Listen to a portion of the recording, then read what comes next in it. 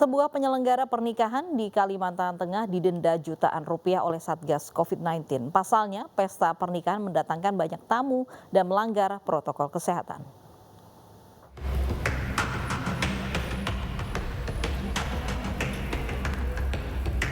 Ratusan tamu undangan mendatangi sebuah pesta pernikahan di Kota Palangkaraya, Kalimantan Tengah, Minggu 23 Januari lalu.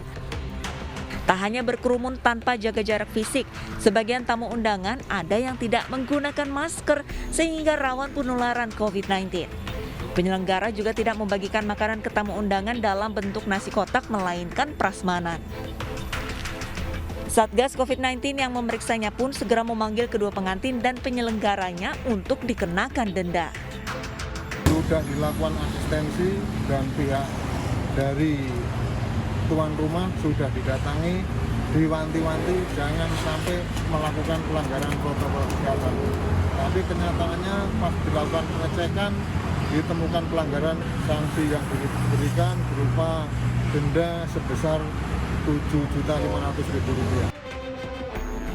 Sebelumnya keluarga berdalih tidak bisa membendung antusias teman, kerabat, dan keluarga yang datang. Usai petugas memberikan sanksi, acara resepsi pernikahan dihentikan dan dibubarkan tim Satgas.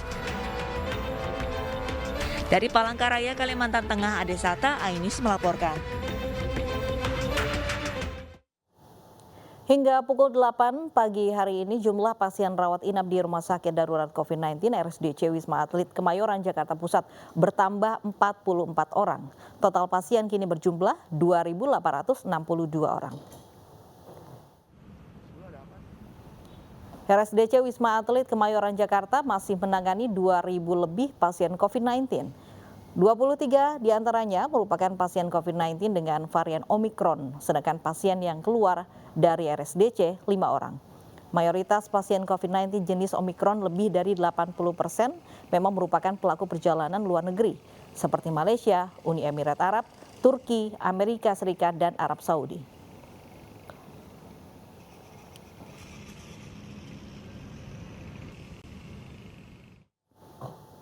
Untuk mengetahui informasi lebih lengkapnya kita bergabung dengan rekan Yosepina Damaris di RSDC Wisma Atlet Kemayoran Jakarta. Yosi, pasien Omikron terus berdatangan, berapa keterisian tempat tidur atau bed okupansi rate di sana saat ini? Iya, Lovi, keterisian tempat tidur ataupun bed occupancy rate di RSDC Wisma Atlet Kemayoran Jakarta saat ini sudah di angka 35%, sekalipun terkesan landai, namun 35% ini berarti ataupun setara dengan 2.862 pasien yang masih dirawat, 28 diantaranya diketahui merupakan pasien COVID-19 dengan varian Omikron, baik itu yang terpapar karena transmisi lokal ataupun mereka yang merupakan pelaku perjalanan luar negeri atau PPLN dengan negara-negara asal seperti Turki, Uni Emirat Arab, Arab Saudi, Malaysia, dan juga Libanon. Ke-28 pasien ini dikabarkan dalam kondisi ringan dan juga sedang dan saat ini dirawat di Tower 5 dan juga Tower 6 RSDC Wisma Atlet Kemayoran Jakarta. Khusus yang varian Omikron memang dikhususkan untuk lokasi isolasinya. Dari pihak RSDC sendiri memang menyampaikan bahwa pihaknya juga sudah menambahkan 2 tower lain, yakni Tower 4 dan juga Tower 7, sehingga kalau di total jika difungsikan keseluruhnya 4 tower ini akan mampu menampung sebanyak 8.173 pasien dan dilengkapi dengan sejumlah fasilitas seperti intensive care unit dan juga ada central oksigen. Ada juga penambahan tenaga kesehatan ataupun tenaga medis dan juga non medis. Hingga saat ini ada sebanyak 1.781 tenaga medis yang difungsikan ataupun disandbykan di RSDC Wisma Atlet Kemayoran Jakarta ini. Selengkapnya kita simak keterangan dari Koordinator Humas RSDC Wisma Atlet Kemayoran Jakarta, yakni Kolonel Dr. Mintoro Sumego. Jumlah total itu ada kumulatifnya ada 745 pasien dan yang sudah dinyatakan sembuh ada 717, ini sudah pulang, sehingga saat ini pasien dirawat ada 28 pasien. Lalu untuk yang non pelaku perjalanan luar negeri itu untuk Omikron itu saat ini ada isolasi ada 25 orang. Jadi untuk saat ini kita dikatakan landai ya landai, tapi dikatakan tinggi juga cukup tinggi.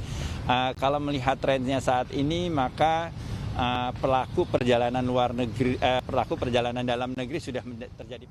Pihak RDC sendiri menyampaikan bahwa ada peningkatan kasus COVID-19 akibat terpapar dari transmisi lokal dibandingkan juga dengan PPLN ataupun pelaku perjalanan luar negeri. Oleh karenanya pihaknya menyampaikan perlu adanya peran lebih dari masyarakat untuk bekerja sama dengan pemerintah dan juga membantu tenaga kesehatan untuk sama-sama memutus mata rantai COVID-19 khususnya varian Omikron ini, sehingga ataupun apalagi prediksi dari Ikatan Dokter Indonesia sendiri, puncak kasus COVID-19 khususnya untuk varian Omikron ini akan diprediksi terjadi pada bulan Februari hingga Maret mendatang. Lofi. Terima kasih Yosepina Damaris melaporkan langsung dari RSDC Wisma Atlet Kemayoran, Jakarta. Untuk pertama kalinya di Indonesia, 2 pasien COVID-19 yang terinfeksi varian Omikron meninggal dunia. Keduanya pasien tersebut memiliki komorbid atau penyakit penyerta.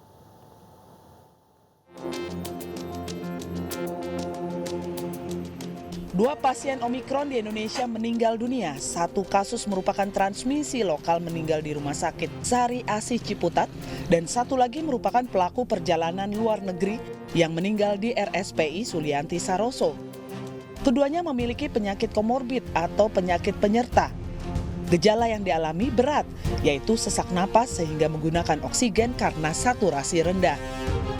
Terutama untuk orang yang punya komorbid dan lansia, itu tingkat keparahan dan kematiannya resikonya cukup besar. Oleh karena itu kemungkinan bahwa kalau kita lihat sebagian besar orang terproteksi, tapi artinya menjadi penting, satu jelas vaksinasi ya harus dilakukan. Yang kedua adalah mengendalikan faktor-faktor resiko penyakit penyerta, ini menjadi penting selain tentunya vaksinasi. Diharapkan masyarakat khususnya kelompok lansia segera lakukan vaksinasi booster demi meningkatkan antibodi yang sudah menurun setelah 6 bulan disuntik vaksin COVID-19 lengkap 2 dosis. Tim Liputan iNews melaporkan. Wuhan menjadi kota pertama di dunia yang di-lockdown akibat penyebaran virus corona 2 tahun lalu. Karena tingkat penyebaran virus kian tinggi, kini Cina menambah 3 kota lainnya yang di-lockdown.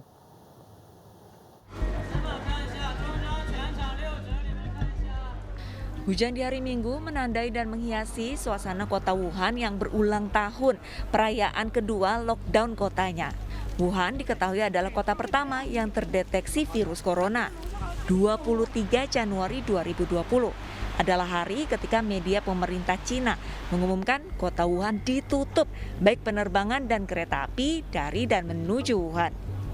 Upaya penutupan dilakukan guna menghentikan penyebaran virus baru yang telah menewaskan 17 orang dan ratusan warganya yang sakit. Pada saat itu, Organisasi Kesehatan Dunia memaparkan bahwa corona menjadi darurat kesehatan global. Sejak saat itu, Cina memiliki kebijakan tanpa toleransi untuk pengujian massal dan penguncian skala kota. Hal ini diambil untuk menekan penyebaran COVID-19. Saat ini terdapat 3 kota di Cina yang di-lockdown, yaitu Xi'an, Anyang, dan Tianjin.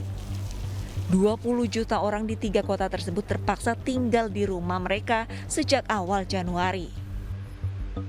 Komisi Kesehatan Nasional Cina telah melaporkan total ada 4.636 kematian akibat virus corona selama 2 tahun terakhir. Enggan merugi pedagang jual minyak goreng masih dengan harga tinggi. Selengkapnya usai jeda berikut ini.